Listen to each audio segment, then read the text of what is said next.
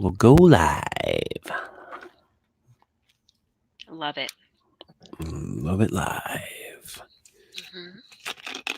I believe there's people waiting in the wings. Oh, that's exciting. Mm. Not that I can see the wings, but You can actually. You can. If you look to the right, it will show you private chat and comments. If you click on the comments, you can see the comments that people are leaving. oh my goodness, look at that! Look at that. Thank you. Cool. Yeah, so now you can see those. And we will start this little ditty. This little thingamabobby. Welcome, everybody, to Slip Into the Night, episode 10. The Shadow People. Or men. Or women. Or children. We need to be. Or whatever, do we need to whatever the fuck they are. Gender sensitive? Do we have cis, trans? Fuck. No. No. No. No. We will be discussing shadow people. And that is how it will be. Okay. That's not it. shadow men or shadow women. Shadow people. Well, I mean, I'm sure there are shadow men and shadow women, and we can delineate and, differentiate when need be. But overall, they are the shadow people, I guess. I don't know. I don't fucking know, Holly. What do I know about these things? I don't think anyone really knows. But... I'm just a guy in front of a microphone. I did the other night pop on some musical star streams. I found it on YouTube. And, very nice. I went to bed for the first time in ages listening to musical star streams. Ooh. Oh yes. With Forrest. The guy's name was Forrest. Oh. I'm Forrest, and this is musical star streams. So everything was always so breathy and Christ on a pony. But that was some great shit. I loved me some musical star streams. I loved that new age music. So. But happy Halloween, everybody, a day early. It is almost the 31st.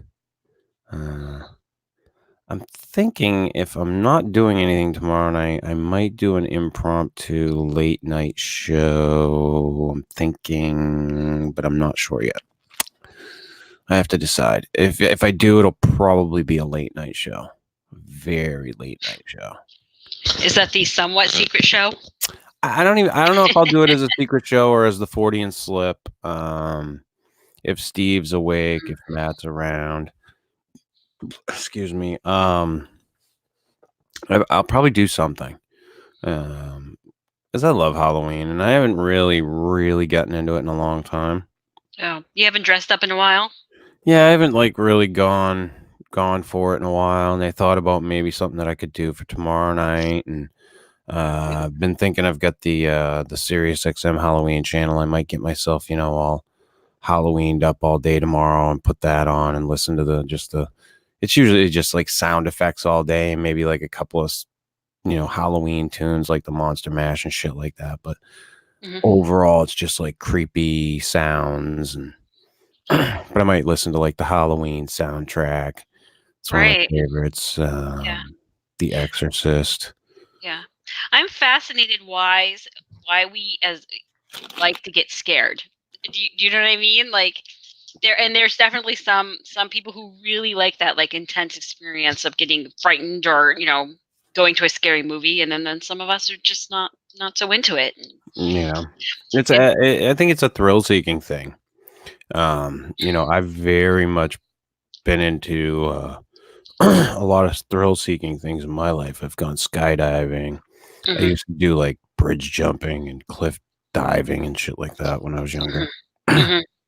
um, and uh, It yeah, and I could see it as that, right, you it's know. like an almost like an adrenaline rush type of thing, is getting that's Yeah, 'cause the fear response is, like, hormone regulated with the fight or flight hormones of, like, adrenaline and cortisol, and, so getting that scare right, can have and that the and the adrenaline rush to it.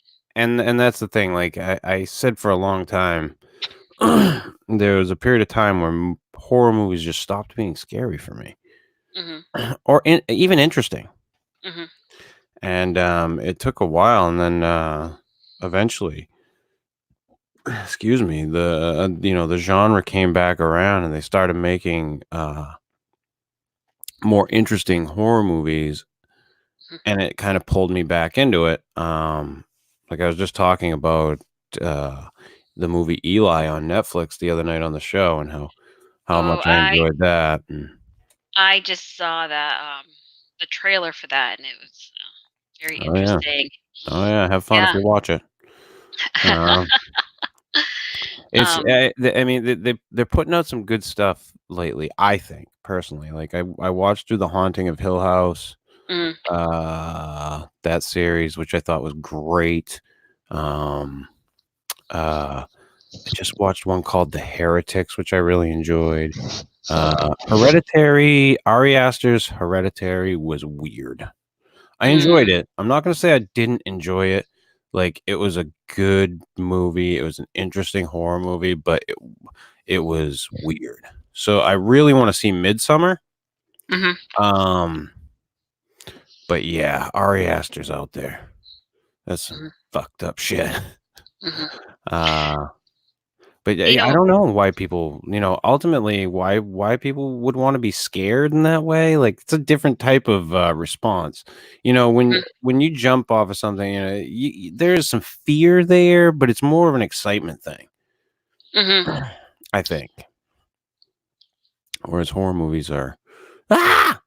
Right, getting into that fear response and getting really scared and sometimes confronting those things that, scare you, Yeah. and it's kind of interesting because Halloween is it seems like more of a modern holiday. I think it does have some basis in Samhain, which is more about the, I think, passing of the season in the northern hemisphere to fall into winter, and but also about the thinning of like the veil and the death realms and kind of that idea of death and dying, which kind of is um then into like the scary things of like ghosts and spirits, and this has become more and more almost like capitalized, about the scary aspect of it.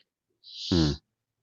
And I don't know for sure, but I don't, because I haven't researched that much into the historical um, celebration of it all that much. But it does seem to it's getting more and more the time to explore that horror aspect of life.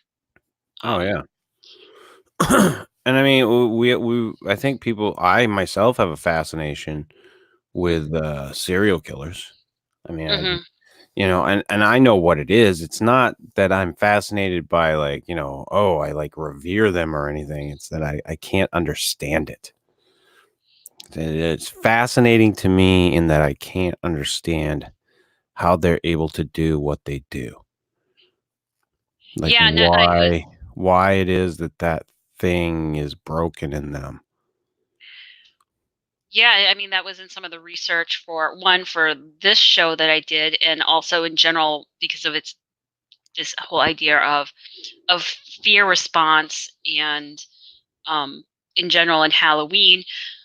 Although we will get to the topic of the shadow people soon, it's just that that fear response is one of those things that differentiates psychopathic behavior from normal behavior. And they seem to exhibit much less fear response or that ability to feel a fear. Mhm, And often, when they do brain scans of psychopathic um, criminals, they have a much less development of an area of the brain called the amygdala, mhm. in which seems to be regulates kind of kind of empathic feelings and sensitivity, emotional sensitivity, and so they don't have as much emotional sensitivity in general, and they don't have such a broad spectrum of emotional feeling capacity as what we would consider a normal person. So it's kind of like an interesting biological um, Oh yeah, no, psychopaths interest are interesting. fascinating. They're fascinating people because they can be like very productive members of society as well. Hmm. They just have like no empathy or next to no empathy. I mean, they're very interesting human beings. I mean, let's be honest. Well, they say a lot of like CEOs, executives, and people in like high pressure performance professions, like surgeons and Oh yeah, they're all cunts. pilots. They often have a certain amount of the psychopathic, desensitize. Because they can't get in an emotional place when they're doing these things. You don't want your surgeon to be emotionally distraught. You want them No, to because be they able have to. to start looking at people like cars. That's the thing, they do. They have to Hmm. start looking at Yeah. people like cars, and they desensitizes a lot of them, and they detach. Um, it is what it is, you know? I mean, I think it's interesting, Hmm. So that some of them are become like these very productive, very well mhm. adjusted, so to speak, members So of society, and then others become these fucking monsters. mhm. Absolutely interesting. Um, so it was just kind of like a side research thing that I went into because I'm looking up about this shadow people, shadow men.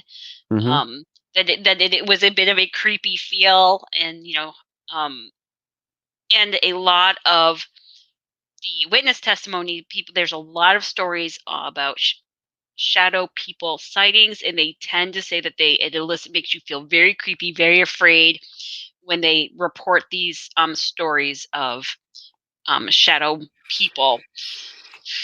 So in general, the shadow people phenomenon is when people see a shadowy figure in the room out of the corner of their eye, sometimes straight on. You mhm. don't really see any clear features, although sometimes they report red or yellow eyes.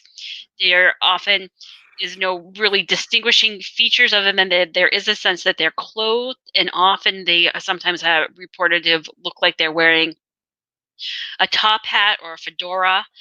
And it was really one of these things that became really popularized by Coast to Coast AM radio. This is like a newer phenomenon where there had been a few reports here and there, and then it became, in the Coast to Coast AM radio starts talking about paranormal stuff, and people start calling in and reporting there's the Hat Man, yes. Yeah, Frank. Yeah, that's been a popular one for a long time, the Hmm. Hat Man. Yeah, Um, which has a reputation of being particularly associated with malevolent and fearful um, mhm. situations or occurrences or people. And I did read a few reports that that there are some that just seem to be watching and did not seem to be very scary situations, but the Hat Man seems to be associated with scary stuff. Mhm. To the point where people suspect that it's a demonic entity, or maybe possible a jinn or a genie, which is another type of non-physical entity that we haven't really talked about. And I don't know if you've ever really talked about them on the other show, but No, we've never talked about him. It's something we could definitely go into in a future episode. mhm. But that is one proposed identity of these like shadowy figures of that are like kind of hovering and you know creepy stuff, like not outright scary things, but creepy things where people will say that they will wake up and they will see these shadowy figures in either in their bedroom or hovering over their bed, and feeling like that this figure is draining energy off of them and instilling this sense of real kind of fear and terror. Now this kind of links up to that kind of the phenomenon of sleep paralysis, waking up at night and being still kind of in a dream state, and your body isn't really caught up to your mind. Mhm. Um, which is also linked with kind of like alien interaction phenomenon as well. Yeah, and you can experience sleep paralysis in other ways too. Yeah. People who take a lot of drugs Hmm. can have a tendency to experience sleep paralysis to a much higher rate than other people. So people who are doing, and I'm not talking like smoking fucking weed, people. Hmm. Like, don't think you're gonna smoke weed. I'm talking like taking hardcore like painkillers and stuff like that. Hmm. You kind of wake up still numb. Hmm. Um, Yeah. I can remember times when I would come out of it and just not even be able to move my body. Hmm. Um, so that it's not just you can experience those types of things not just from waking up, being asleep. Like there are other factors that can add to that and can make it much more horrifying. Hmm. Right. I've never experienced anything where I saw a fucking shadow person when I was Hmm. having like some type of sleep paralysis like that, but I can imagine if I had and I couldn't move, Hmm. I'd have been fucking out of my mind scared. I was scared enough as it was that I couldn't move. Hmm. I just could not. I could not lift my upper body. I was laying back, like laying back in the bed, and luckily I was up, Hmm. Hmm. but I couldn't lift my body. Hmm. Yeah. My brain was telling my body to move, but my body was going, nope, nope, not moving. And I was just horrified. My eyes must have been like Hmm. 5 times the size they are normally. Hmm. So it's a horrifying experience, and I can imagine if you add to that seeing some shadowy person. Um, I don't know what they are. I don't know if they're ghosts. I don't know if they're other entities. I don't know. Right. So what makes them interesting is that there are quite a few documented um, websites to shadow people where they write in their stories of seeing shadow people. So it is not an isolated phenomenon by any stretch of the imagination. Um, there are people making reports about this, but it's a kind of an incidental event. There are people who say that they repeatedly see these same apparitions, and that sometimes something in their life changes and then they just go away. One of the stories that I read was this woman was dating someone who seemed to have a lot of negative energy around them. While she was dating this person, she would see these shadow people. When she broke up with this person, she would no longer see them. Mm-hmm. So, Weird. ooh, my doors are creaking. If I don't know if that's picking it up. Yep. No, it's fine. Those are shadow people of a different kind. Yes. um, so there's these stories with links of kind of situations that are somehow negative or traumatic that are in kind of woven in with these shadow people stories. It's not usually like people are like, oh, I was just walking in the mall and I looked over and I saw shadow people. No, that's not really what they are. There's always either something going on, or they're alone and they're in their room and they wake up in the middle of the night and they see shadow people. Mm-hmm. Yeah, I used to do and I haven't been doing them much lately on the channel. I should. Um, I used to do a lot of the bedtime stories. Hmm. And I don't remember if I did any shadow people stories. I can't remember off the top of my head if I did or not. I know I read a bunch of them Hmm. because I was constantly going through stories. Um, and that was one that was it was always popping up was Hmm. shadow people. Hmm. And I know I've posted tons of them to my blog, to the like page. Hmm. This is a phenomenon that people are experiencing. What it is, that's the question. I would question whether or not they're just, leftover residual energy of something, or I don't know. I can't answer those questions, and I hate to give any type of a definitive answer on anything.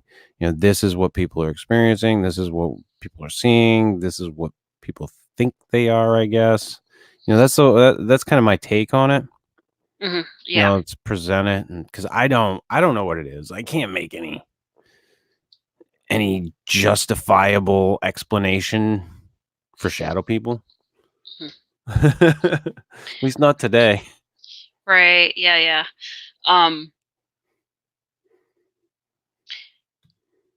The closest thing that I ever saw was when we were out in my backyard and we saw a tall, shadowy figure watching us.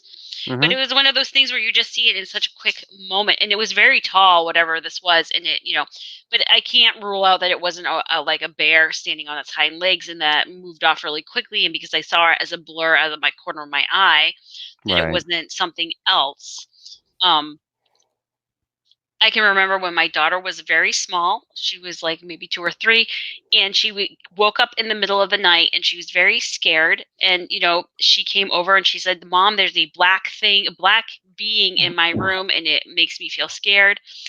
And I'm gonna come. Can I come stay with you?" So, how much of that is, like the childhood boogeyman in the room, and How I much of just that want is to imagination? imagination, Hmm. um, you know, seeing an actual shadow and is interpreting it as something scary, because just children are apt to um, get a little bit afraid of the shadows and the actual shadows in the room. Hmm. The teddy bear is casting a funny shape, and what that is, um, or something actually real. I don't know. At that point in time, I was like, you know what? Come on over here. Right. You're Right. Right. scared. We did have what seemed to be a little bit of weird paranormal ghost-like behavior in that apartment. Could have been a shadow person. Maybe it was just a one-time thing, and that was the end of it for the most The part. only time I ever had any type of figure sighting, I used to live with my old roommate. I rented a room at the end of his trailer. Mhm, Um, and when I moved into the bedroom, there was a one of those huge mirrors on the wall that kind of like covers like a whole section of wall, but it mhm, was like not vertical, it was horizontal. mhm, Um, and I left it on the wall because it had always been there. I wasn't going to change anything about his house. Obviously, just left it up. um, but where I would set up my computer and where I would sit, and when I would be in the room, I was constantly catching like something out of the corner of my eye, but it was always in the mirror. mhm. Yep. Um, and it was I had always been like it feels like or it looks like it could be a woman, but I just kept for God, I lived there for years, and I didn't think nothing of it. Like I just never, for some reason or another, I never brought it up to him. And one day we were sitting around and we get talking, and I brought it up. Oh, because I'd had a woman spend the night, and she had mentioned something, and I'd said something to him about it, and he was like, "Oh yeah, this is probably mom." And then it dawned on me. I was like, "Oh fuck, his mother died in that room Mhm, because he had taken care of her while she was dying of cancer, mhm, and she didn't want to go to the hospital. She wanted to stay home, so she died right in that room that I was living in." And I'd never. I mean, I'd known that the entire time I was living there, but I just never put two and two together. I'd never been like, "Oh, well, wait a minute, it could be his fucking mother." Or leftover energies of his mother, or whatever the case may be. It's the only time I've ever really had any like figure sighting. I've never, other than that, and like when it comes to like ghost stuff, never really had anything. I mean, mhm, there's another thing, but it didn't involve any figures. mhm, This is the only one where it involved a figure, but I don't think it was like malevolent or negative in any way. mhm, I never felt like I was in danger. mhm.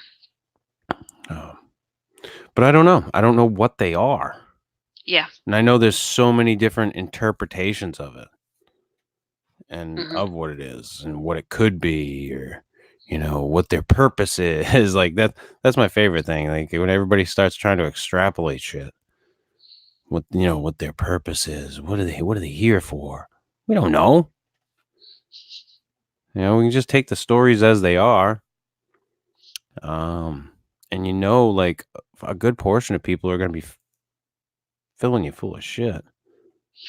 Well, and that was another thought that as I was reading these online shadow people stories, is that once this phenomenon starts kind of gaining momentum, people who are creative writers would like to submit their own Mm-hmm. their own Oh, if you their people own think story.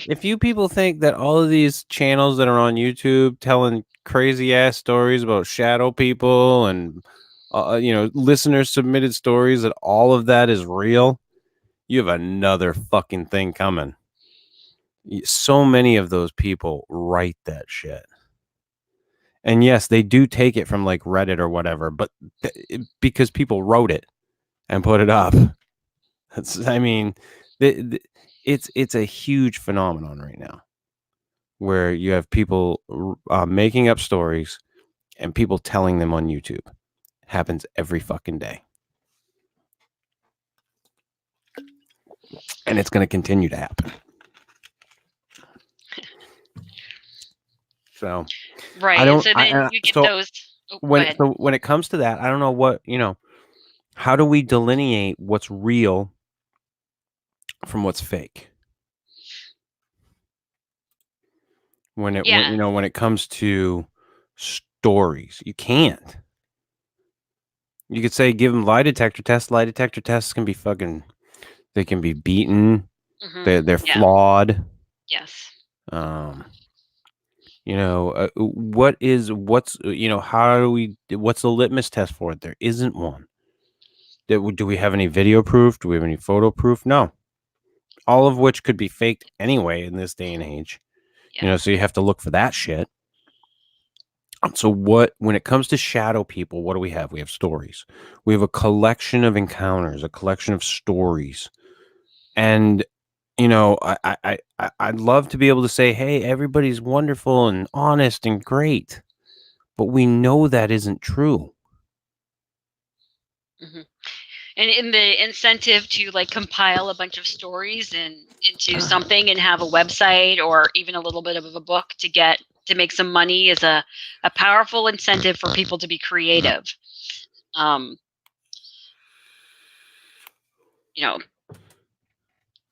Yeah, I mean, which listen, people have been telling stories for a long time. People have been telling bullshit stories for a long time. I grew up with a family, and I won't name the name of the family, but I grew up with a family in Buxton, a family of bullshitters. Like they were known for it. You sat down at a table with them, you were going to be told the tallest fucking tales you've ever heard in your life, and you just accepted it. They were the bullshitters. You were going to hear a fucking shovel full of bullshit every time you sat down. There was some truth in there in a lot of the cases, but a ton of bullshit. right, And people have been embellishing stories forever, and they're not going to stop.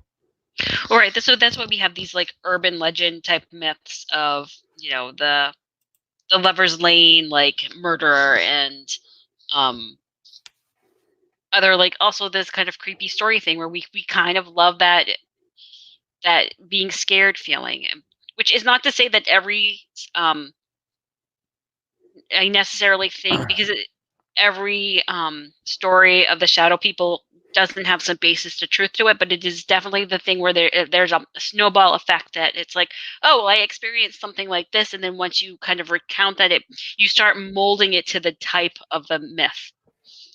Right. Maybe it could have had a top hat. Maybe it could have been maybe that shadow could have been the Hat Man. Right. And then there's some embellishment that goes on. Yeah. You know, And listen, sometimes people have these these strange sightings, and then when they recount their experience, they add to it or embellish it. So maybe there is some grain of truth to the original story, but yet their own inability to stifle their own bullshit kind of, in a sense, ruined it. Well, and I think you need to kind of have a get a sense of, is there some attention seeking happening? Does this Mhm. person trying to get attention? Are they reporting visual phenomenon because is this some kind of cry for help by some other situation that's more difficult to report? Do they have something medically happening that's causing them to see hallucinations? Like, you have to take that into account. That Oh does not yeah. to say that everybody who reports a shadow person is schizophrenic or has some other mental health disorder where they hallucinate. But I think you have to kind of assess all that, especially if they were repeatedly seeing I think you seeing have to things. exhaust all avenues when it comes to, if you're going to look into these cases. Like if this is going to become, somebody's research project, or somebody's going to delve deep into this shit, then they've got to go down those avenues. You Mhm. cannot discount any possibility, because it could be just a manifestation of some psychosis or some fucking mental disorder, or it could be a hallucination, or, or it could be something real. We don't know. But you can't just say it's definitely real. You have to exhaust possibilities, and you have to do a little bit of digging. And I mean, I'm just one of those people. I'm not just going to accept it blindly. I'm not just going to go, oh, tons of people say they've seen these things. So tons of people say they see lots of shit. That doesn't necessarily mean it's the case. Just because they say something. Everything's going to be looked at. Like I said, I would love it. I would love if we could just trust everybody, if everybody was honest. But there are bullshitters in the world. Those definitely exist. I can prove that. The other shit, not so much. Bullshitters, I can prove that all day long. Yeah, I'm just looking. 17 people on their real experiences with a shadow person. 17. Yes. So, That's and a these are compiled from the internet. Um, Yeah. See, and that stuff like that. I just don't know. It's suspect to me. yeah. It gets to be there's too much. Could there be some stories in there that are legit? Yes, there could be. And could there be stories out there that are legit? Yes, there could be. But as we've talked about with a lot of stuff like this before, there's so much that you have to trudge through, so much crap, so much that's just people trying to hoax people or pull the wool over people's eyes, or just make a name for themselves for fucking with people. Those people exist, and they're not going away. So I think that when we look at these cases, there needs to be extensive vetting of people, extensive research, not just, oh, they said they saw a shadow person, so that must be the case. Case closed. We can't do that. So I see it anyway. Right. And, I agree. Like, I'm not discounting that it may be an actual phenomenon, but without, like, documentation of exactly what happened, I would think that it needs to have some kind of repeatability, um, you know, comparison of things to see that there's, if there are any inconsistencies in the reports. They really are just stories, and Hmm. possibly like boogeyman type stories that are becoming urban legends. Because people like that thrill, that fear seeking thing, and Hmm. So that's Are you getting thrown off by the chat, Holly? You can shut that fucking thing off. Because they'll throw shit out there that's gonna throw you off. I have the ability to fucking tone it out. Yeah. You've been doing this much longer than me, Chris. Yeah, those fucking assholes throw out the dumbest shit sometimes. So do not pay attention to that when you're trying to do this. It will fuck up your mojo every time. That's why like I said, I have the ability to look at it and not have it affect me. Yeah. Well, I think that's why you waited 10 episodes before you taught me how to find it. Yeah. And now I have to tell you to shut it off. You'll figure it out. You'll find the medium. Steve couldn't stay the fuck out of it when we first had it. When he first figured out we have live chat. Oh my god, he'd get so thrown off of a show. I had to tell him you fucking banned. I mean, stop looking at it because it fucks you up so bad. Right. Well, and that's part of the reason why I don't have live camera for people who are wondering. Part of it is because I just trip myself up looking at myself on not because I'm like really hiding from the world. Well, the other there's tricks to that too, and that's like shutting off the page and not looking at it and just talking into the microphone and just you gotta stop. A lot of it's just not paying attention to all of it, but don't let that. Like I said, those assholes over there. There's a lot of good people in there. Don't get me wrong. When we have our shows, there's good people that are in the chat, and then there's people that just spew garbage. Right. So, do you think there are no shadow people in the chat, though? No, I don't believe there's any shadow people in the chat. There's some shadowy people in the chat, but not some shadow people in the chat. No, I don't know what to think of the phenomenon. I tend to think that if anything, that these entities are related in some way to ghosts, poltergeists, spirits. I don't think they're their own thing. I don't think they're the. I also don't. I tend to not think they're these life draining entities. Yes, Bubby Blindy, fuck you too. I don't give a shit. You can fucking tongue my dirty asshole. How do you like that? Ooh, spicy. Yeah, eat shit. So I don't know what they are, and I'm not gonna.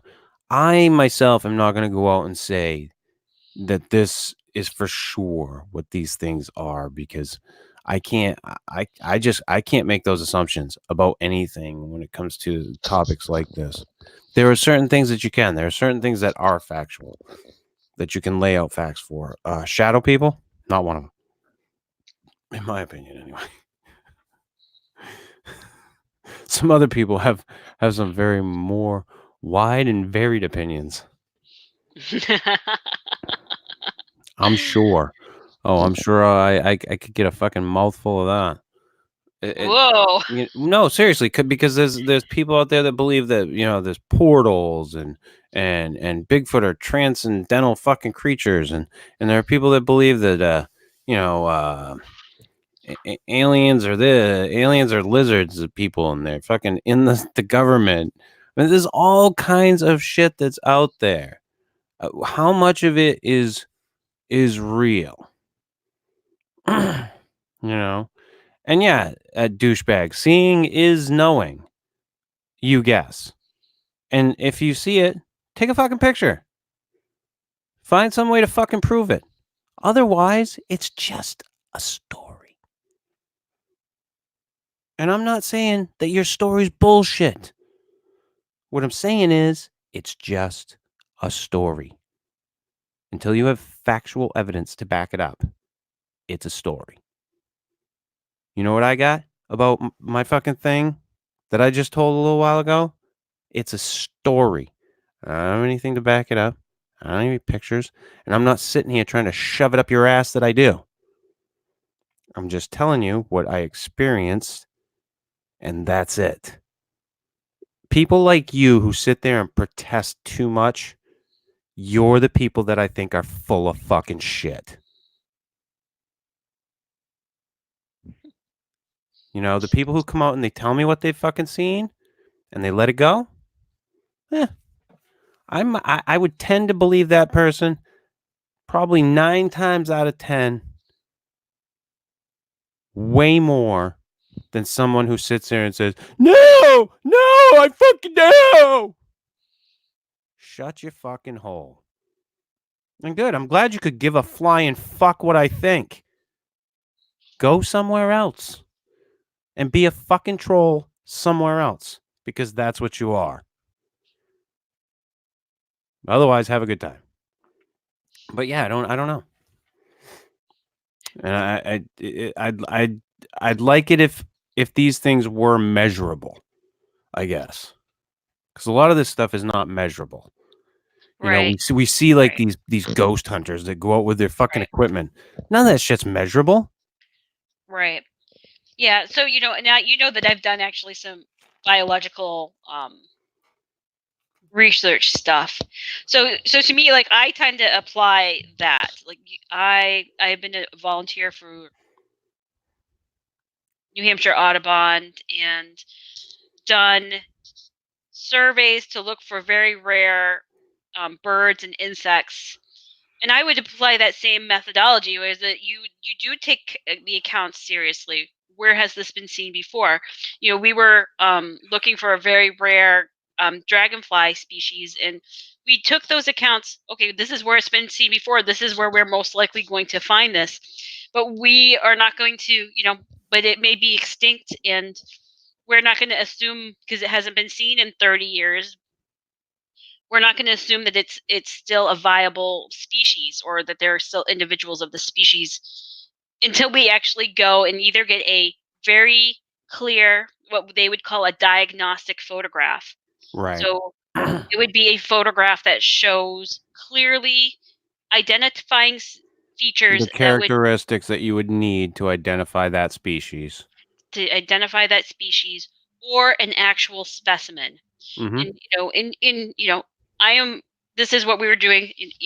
I'm not saying that you know they're exactly equatable, but for me, I would apply the same methodology. And we would have people saying, "Oh, well, I saw this dragonfly, and it looked just like this rare species." That's great, but do you have a picture, or do you have a specimen? Right. Because it is so remotely impossible that you Because actually saw. just based on that person saying that, you can't go, "Oh yeah, that's what it was." The biologist who's in charge of that If project. that's the way they ran scientific, you know, discoveries and research out in the wild, do you know how fucked up everything that we would be cataloging fucking unicorns like every day because crazy people think they see them every day. Like that's why it's important. What you're saying is important. Like you either need a clear, concise, identifiable photograph or a specimen. Because otherwise, what have you got? You You know? have a story that's really enticing, but it's just this. It's a story. It's a report. Mhm. Um, and that's me having been involved in studies that are looking for rare creatures. I know there's a protocol. This is the evidence that you look for, and then ideally, say you do find one of these rare species. The next thing is to see if you have a viable, reproducible population. So what I was Right. And when we're talking about shadow people, Mhm. I don't know if we can talk about a viable breeding population. I don't know if that's what we're looking at. But we don't know But what we're looking at. We just have exactly. stories that have this horror element to them. Right. There's the thing, like, when it comes to like you cataloging a dragonfly, for instance, you can go out into the wild. You can try and find this thing. Maybe you do, maybe you don't, whatever. You can do that cataloging. With these shadow people, there's no way to really catalog this. You can take the story accounts, Mhm. maybe find some running themes, But even those running themes don't tell you definitive factual things. They give you some ballpark. It's all ballpark. Right. You would have to do a comparison. What is their consistent size, consistent appearance? But these are shadowy, vague Well, things. and not And only then that, but these are eyewitness accounts, which mhm, are notoriously unreliable. mhm. Well, and they're never like mass accounts. It's not like 20 people see a shadow person. No. It's one person in their bedroom at the odd hour of the day sees something scary. You know, they it's not like 10 people. You don't really ever read these reports where they say 10 people saw a mysterious shadowy figure and it was threatening to them, and it was, did not look, there's not a lot of those. Right. um I don't know, Yeah, that's just my 2 cents on paranormal these are very, research. when it comes to these types of encounters, they happen to like a singular person or a couple of people. Mhm. This is not a very like a mass amount of people having sightings of shadow people. That's not really happening. Which isn't to say that it's maybe not personally valuable or important to your own, you know, development or growth. Because I do Hmm. believe that sometimes people experience phenomenon that are very personal to them, that is very important to their own inner Development. evolution. And some of those things are scary. And like in the shamanic world, there are times when you interact with the non-physical realm, and it is these very personal one-on-one things, and it can be very scary, but it's not meant for other people. It's not a story really ever meant to be shared. It is meant for your own inner work, to look at your own self, what it triggered in you, Hmm. and it's kind of like your Yeah, experience. and I think if people looked at the experiences like this in that way more often than they did, this is a supernatural experience of, instead of just going, oh, I experienced this thing, let me reflect on it. Maybe why did I experience this thing? Instead of, automatically going to, this is an entity, or this is an evil entity, or this is, whatever.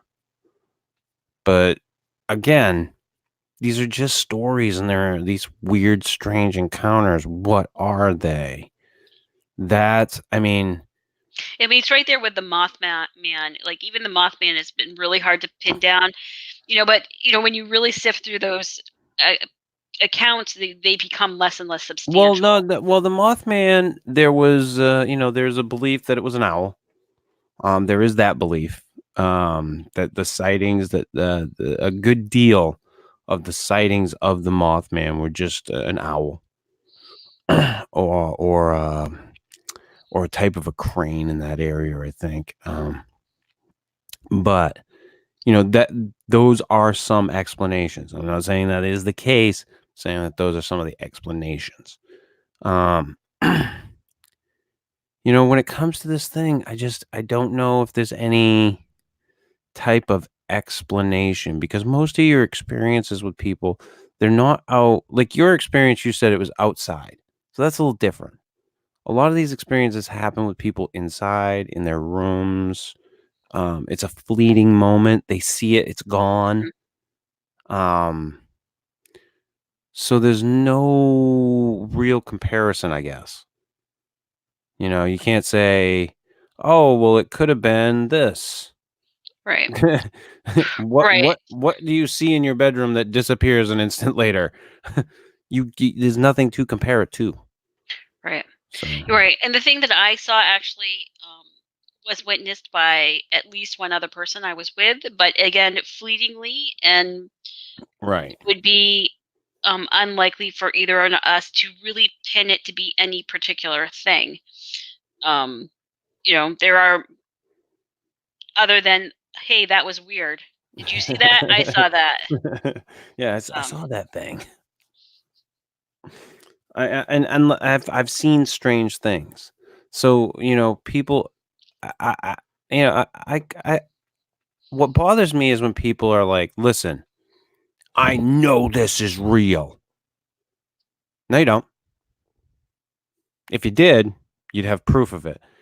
I don't go around saying with any of the things that I've seen, experienced, any of it, this is real. You'll never hear me say that. You know, you'll hear me say I don't understand it. This is what I experienced. You can't.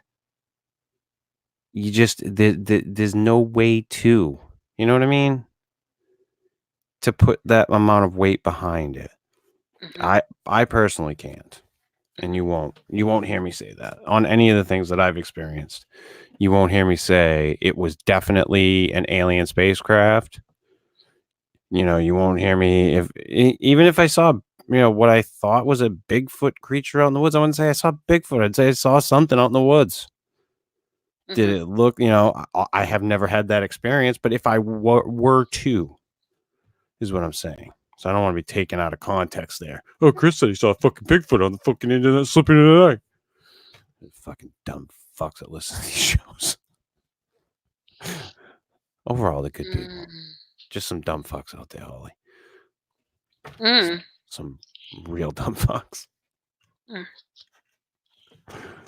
But I don't know what they are. I mean, I would tend to think that shadow people are nothing more than whatever ghosts are. I would categorize them in that same genre or whatever. Right.